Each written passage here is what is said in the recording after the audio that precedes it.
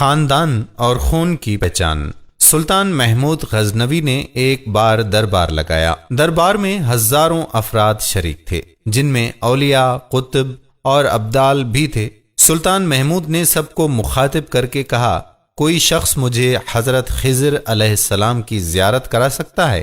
دربار میں بیٹھا ایک غریب دیہاتی کھڑا ہوا اور کہا، میں زیارت کرا سکتا ہوں۔ سلطان نے شرط پوچھی تو عرض کرنے لگا، 6 ماہ دریا کے کنارے چلا کاٹنا ہوگا، لیکن میں ایک غریب آدمی ہوں، میرے گھر کا خرچہ آپ کو اٹھانا ہوگا۔ سلطان نے شرط منظور کر لی۔ اس شخص کو چلا کرنے کے لیے جج دیا گیا اور گھر کا خرچہ بادشاہ کے ذمہ ہو گیا۔ 6 ماہ گزرنے کے بعد سلطان نے اس شخص کو دربار میں حاضر کیا اور پوچھا تو دیہاتی کہنے لگا، حضور، کچھ وظائف الٹے ہو گئے ہیں، لہذا 6 ماہ مزید لگیں گے۔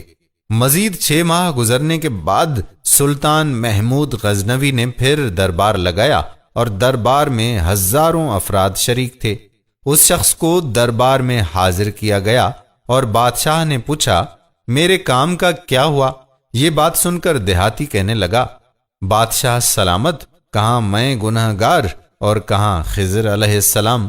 میں نے آپ سے جھوٹ بولا، میرے گھر کا خرچہ پورا نہیں ہو رہا تھا، بچے بھوک سے مر رہے تھے، اس لیے ایسا کرنے پر مجبور ہوا۔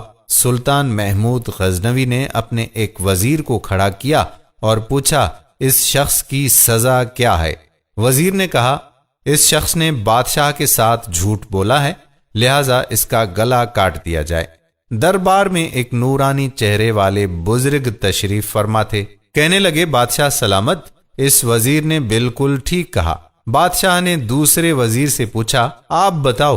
اس نے کہا، اس شخص نے بادشاہ کے ساتھ فراڈ کیا ہے، اس کا گلا نہ کاٹا جائے بلکہ اسے کتوں کے آگے ڈال دیا جائے تاکہ یہ ذلیل ہو کر مرے، اسے مرنے میں کچھ وقت تو لگے۔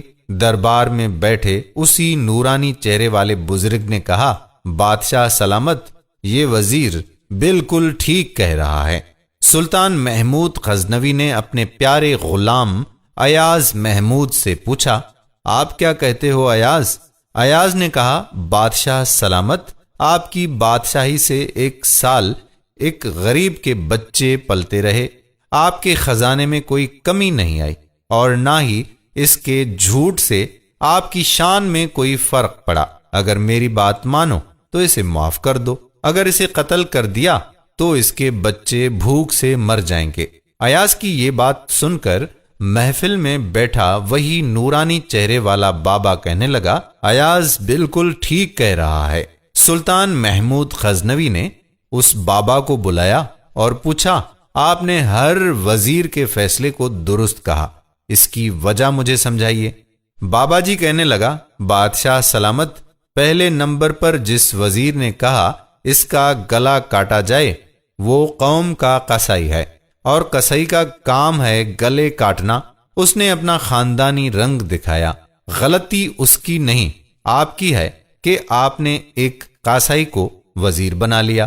دوسرا، جس نے کہا اسے کتوں کے آگے ڈالا جائے، اس وزیر کا والد بادشاہوں کے کتے نہلایا کرتا تھا، کتوں سے شکار کھیلتا تھا، اس کا کام ہی کتوں کا شکار ہے، تو اس نے اپنے خاندان کا تعارف کرایا۔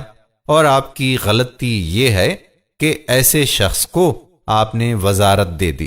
جہاں ایسے لوگ وزیر ہوں وہاں لوگوں نے بھوک سے ہی مرنا ہے۔